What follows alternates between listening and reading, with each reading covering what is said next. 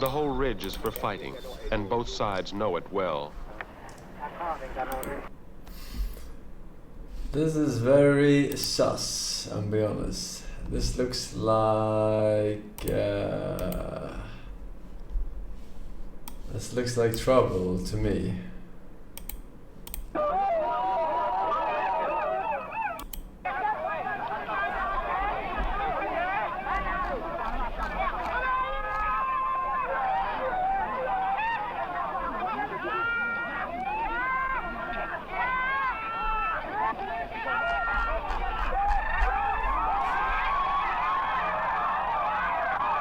With so many men firing such a quantity of arrows, there is always a chance that one of the many wounds they are...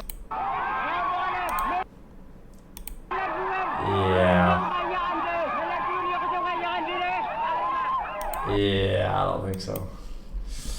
I don't think so.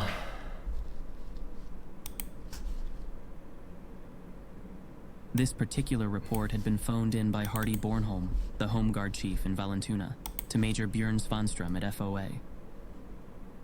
Svanström, responsible for mobilization tasks, forwarded the report to the Intelligence and Security Division of the Eastern Military District and the Defense Staff's Intelligence Department. Eventually, the report reached Eriksson, who found himself reading accounts not only of Hillevi Andersson's extraordinary experience, but also of Gösta Hager's unsettling encounter the night before. Hardy Bornholm became the primary recipient of UFO reports from the public in Vallentuna. Known and trusted within the community, Hardy was inundated with accounts of glowing spheres, beams of light shooting into the sky, and scorched marks on the ground. That doesn't look anything like me, Chad. Documented the sightings and often visited the locations described. What are you talking about? I spoke to just about everyone who saw something. I wish I could have an answer to what it was they saw, Hardy later reflected. Initially, Hardy believed the phenomena could be explained as military experiments, possibly Russian in origin, a plausible theory during the Cold War era. However, as he delved deeper into the reports, he began to question this assumption. One sighting I couldn't find an explanation for was when a family in Lindholmen saw a light that appeared to be stationary on a hill, oscillating and changing color. Smaller objects moved around the light, and then it rose into the air. When I later visited the site with Vallentuna's fire chief, we found what looked like scorch marks on the hill where the light had been. The ground was simply singed, Hardy recounted. Other witnesses reported physical symptoms after their encounters, adding another layer of complexity to the case. People experienced migraines, vomiting, and elevated white blood cell levels, a potential sign of exposure to radiation, but also a possible stress response.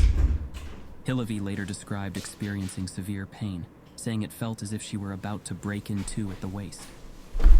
Break in two? Hillevi returned to the quarry with her husband and Hardy Bornholm to look for any signs of what had happened. There, they found something unusual.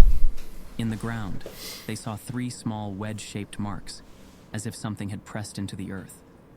Nearby, several trees had their tops broken off. It was enough to get the Swedish National Defense Research Institute involved. A team was sent to investigate. Witnesses recalled seeing personnel in protective clothing, collecting samples of burned grass and soil, particularly in the ancient Vasakollen area of Lindholmen. At the time, the commander-in-chief, Stig Synnergren, took the situation seriously enough to order the Home Guard to station personnel at 2 locations in the area. The goal was to observe the phenomena from different angles in case it reappeared. Officially, it was classified as a military exercise and given the code name Operation S. The purpose was clear: gather more data on the sightings. Despite the effort, the results were inconclusive. According to documents from the FOA, it was concluded that there had indeed been a physical object over Vallentuna. It was your mom, Chad. It was your mom. Bandito thingy, man. Podge HMTL with the 4 years is first possessed